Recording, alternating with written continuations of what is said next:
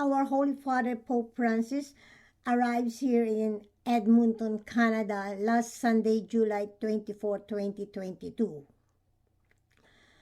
It was in April 4, 2022 when it was being published in the newspaper or in the website that Pope Francis' long-awaited apology to Canada's Indigenous community for more than a century of abusive residential schools, many of them run by the Catholic Church, should be followed by millions of dollars in compensation and the release of residential school records, survivors and Indigenous leaders said.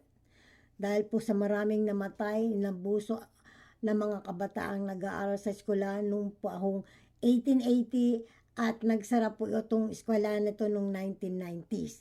Kaya po, si Pope Francis po ay nag-apologize to Indigenous groups from Canada. Mula pa noong pang nasa Rome siya, in the April, he vowed to expand the apology in Canada even if it mean doing so from a wheelchair. Kasi po may karamdaman na po si Pope Francis, pero po ito po ay dumating hanggang sa korte at kinakailangan niya pong mag-apologize, mag-reconciliation at magkaroon yata po ng compensation ang mga ito dahil sa maraming mga batang namatay at sinaktan at inabuso, sexual abuse, na humihingi ng katarungan ang mga Indigenous people.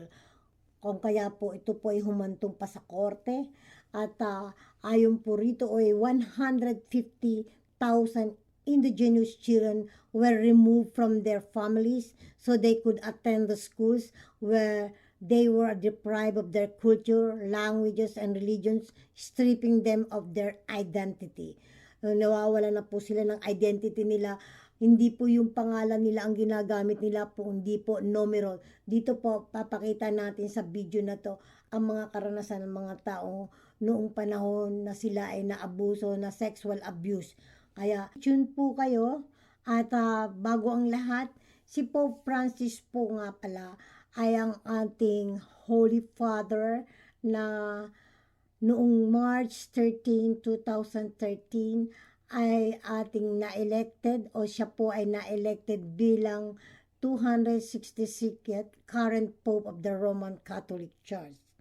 And he chose the name Francis to honor Saint Francis of Assisi. Pope Francis named George Mario Bergoglio. Siya po ang ating Pope mula pa noong March 13, 2013.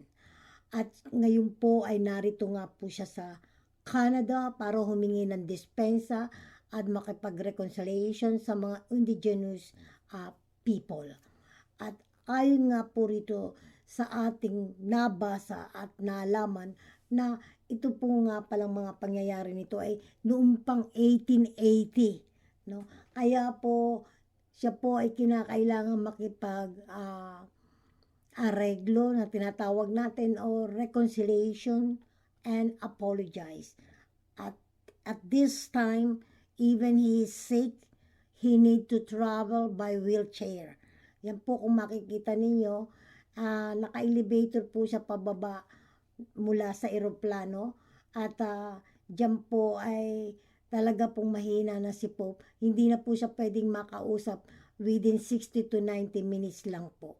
Kaya po siya ay talagang napilitan dahil po kinakailangan niyang gawin yon dahil po sa matagal na itong decade na ang problema na Pope Francis expected to apologize to Indigenous people for abuses suffered while visiting Masqua's altar.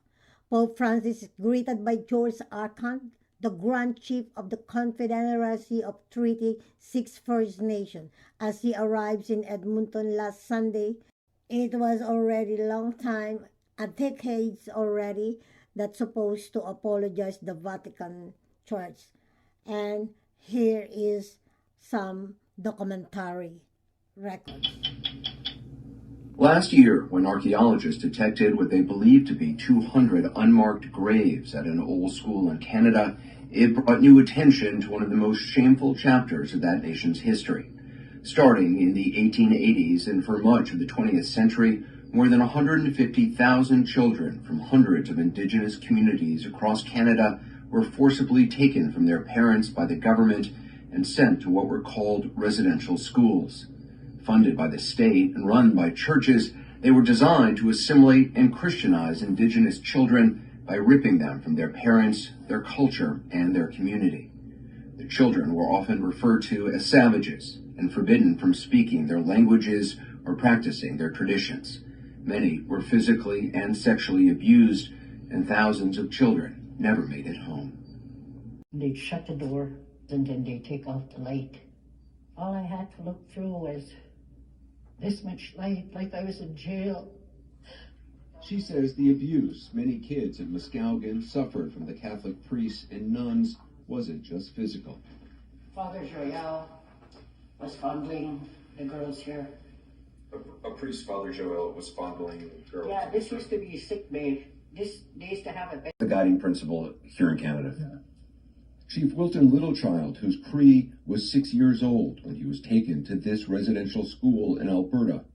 Then, he says, he was given a new name. My name was number 65 for all those years. Just a number? Just a number, yeah. 65, pick that up, stupid, or 65, why'd you do that, idiot? What does that feel like at 6 years old to be called a number? Well, I think that's where the trauma begins. Not just the physical abuse, psychological abuse, spiritual abuse, and worst of all, sexual abuse. You were sexually abused? Yes. I think that's where my anger began as a young boy. Consequently, ours was to kill the Indian in the child. Kill the Indian in the child. Mm-hmm. That was the guiding principle here in Canada. Yeah. Chief Wilton Littlechild, whose Cree... Napakasaklap po talaga ng mga pangyayari sa buhay ng mga Indigenous people. When archaeologists detected what they believed to be 200 unmarked graves at an old school in Canada, it brought them attention to one of the most shameful chapters of the nation's history. Starting in the 1880s and for much of the 20th century, more than 150,000 children from hundreds of Indigenous communities across Canada were forcibly taken from their parents by the government and sent to what were called residential schools. Funded by the state and run by churches, they were designed to assimilate and Christianize Indigenous children by ripping them from their parents, their culture, and their community. The children were often referred to as savage and forbidden from speaking their languages or practicing their traditions. Many were physically and sexually abused, and thousands of children never made it home. Hindi na nakauwi po sa bahay nila. Ayon nga po sa interview na yan, marami sa kanila ang talagang nagkaroon ng trauma at na-shock at nagkaroon ng matinding galit sa puso, anger, at sasama ng loob, ay mantong sa korte at naghabol sila ng compensation. At nagkataon naman na ang bagong naupong Pope sa Vatican City ay si Pope Francis po. Kaya po siya ang nagrepresent na humingi ng apologies sa mga taong ito at magkaroon ng reconciliation. At according nga po kay Pope Francis, plans to visit the former Armenian Indian residential school in the community of Maxwasis, south of Edmonton on Monday. That is where Francis is to deliver his first Republic statement in Canada and is expected to apologize to Indigenous people for abuses they have suffered. An estimated 150,000 Indigenous children were forced to attend residential school in Canada, where neglect and physically and sexually abuse were rampant. More than 60% of the schools were run by the Roman Catholic Church. On Sunday, Grand Chef Desjarlais said his thoughts were with those who did not make it home from residential schools and with those who survived them. Kaya po, ang ibig sabihin niyan ay marami po ang namatay at marami po ang na sexual abuse, physically abused, mentally abused. Kaya po naghahabol po ang mga indigenous o native ng compensation. At according nga po rito sa ating nababasa, sinasabi po rito na after Pope's apology, Canada's indigenous survivors want compensation records. Kaya po, hindi basta-basta apology lang ang hinihingi ng mga indigenous community, kung hindi compensation po na yung matagal na pagtitiis nila, yung mga naganap sa buong pamilya nila, sa mga sinauno nila na 1880s pa ay naganap na kinuha yung mga bata sa parents, persadong dalhin doon sa eskwelahan, na doon na rin tumira, doon na rin manirahan, at pagkatapos yung iba hindi na nakabalik sa bahay nila, namatay na, yung iba naman po ay na-trauma. Kaya po, yan po pala ay nasa korte na almost decades na pinag-uusapan. Kaya po, si Prime Minister Trudeau po ay nagsalita na po, at siya po ay nakipag-usap kay Pope Francis na magpunta sa Canada. As part of a 2006 settlement agreement, an entity incorporated by the Catholic Church agreed to pay 79 million Canadian dollar or 63.2 million US dollar to an Aboriginal Healing Foundation to survivors through services such as counseling and further fundraising. But according to the Indian Residential School History and Dialogue Center, a 2015 court ruling let the Catholic Church off the hook with tens of millions from the 2006 settlement unpaid. Yun nga po, hindi na settled yung halaga na yon, naging unpaid. A spokesperson for the Canadian Conference of Catholic Bishops said they have committed to paying 30 million Canadian dollar over 5 years and fundraising is underway. Catholic entities need to do more to address the suffering experience in Canadian residential school, spokesperson Neil McCartney said. Kaya po, ngayon, nagkaroon na sila ng arrangement at mahina na si Pope Francis, kaya napilitan siyang maglakbay papunta ng Canada. Yung iba pong bansa, pinuspone niya na, pero dito talagang kailangan niyang mag-apologies at i-arrange yung settlement. No?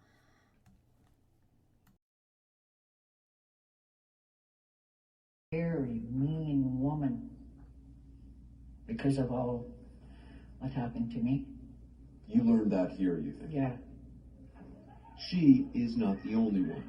More than 150,000 children were sent to residential schools, which Canada's first Prime Minister supported to, in his words, sever children from the tribe. Diyan po makikita ninyo nang dumating siya sa Edmonton, Alberta. Winelcome po siya ng mga indigenous community, at nandyan din po sa kabilay naka-Amerikana si Prime Minister Trudeau. At kahit na po may karamdaman siya, ay mapilitan po talaga siyang makarating sa Canada. Dahil kailangan po yung apologize niya at matapos na yung kanilang usapin. At siya naman po ay nagpapakumbaba. Kung makita po ninyo, siya ay naka-wheelchair na hindi siya nakakalakad. At kahit pa paano, hinarap niya yung problema pa ng 1880s to 1990s. Sabi nga ay naka-elevator siya, no? An elevator was used to get the Pope off the plane. And he went for a short ride in a fire to the hangar and then got into a wheelchair and was taken to a red carpet for the official welcoming ceremony. The 36 Grand Chief George Arcand Jr. gave the Pope a beaded medallion and was handed an unknown item in return. Marami din po ang nagkakahaka na maaaring hindi siya makarating. Only a couple of weeks ago, there were rumors Pope Francis would be a no-show in Canada. Even a few Vatican's employees who saw him regularly had private doubts he would be able to step onto the airplane. He had recently canceled 2 trips, one to Lebanon, the other to South Sudan and the Democratic Republic of Congo. Last year, he underwent surgery to remove part of his colon, an operation that kept him in hospital for 10 days. This year, he missed Ash Wednesday celebration. He had conducted mass while seated. The once prolific traveler's last overseas trip was a quick hope in early April to nearby Malta. The rumor said the clearly ailing Pope had cancer and would call it quits as his predecessor Pope Benedict XV had done, the first Pope not to die on the cross. Kaya po, ito pong kanyang operasyon sa colon ay maaaring nagkaroon ng apekto at na may rumors na po na baka siya ay mayroon ng cancer. Ito po ang message ni Pope Francis. Dear brothers and sisters of Canada, I come among you to meet the Indigenous peoples. I hope with God's grace that my penitential pilgrimage might contribute to the journey of reconciliation undertaken. Please accompany me with prayer. July 24, 12 o'clock a.m. 2022. Kaya po, masasabi ko ay talagang siya ang nagsasakripisyo na harapin ng mga problemang naiwan sa kanya. Yung iba po nag-pass away na po, yung ibang mga Pope natin. At si Pope Francis po ay tulad ng sinabi ko, he was been assigned March 13, 2013. Pero po yung naging problema ay mula pa noong 1880. Kaya kahit tumahina na si Pope Francis, napilitan po siyang bumiyahe. The Pope no doubt summoned all his remaining energy to make the trip to Canada, an indication of how seriously he takes not only his role as a pastor to Indigenous Catholics in Canada, but also the importance of making an apology for the Church's role in abuses of residential school on Canada soil. At sa aking pagbabahagi sa inyo tungkol sa pagbisita ni Pope Francis, ang anumang pagkukulang ko ay kayo na po ang magpupuno. At ang mahalaga na ibahagi ko sa inyo ang konti kong kaalaman. Hanggang sa muli kaibigan, ito si Premyo Polio bumabati ng isang magandang araw. Hanggang sa muli kaibigan.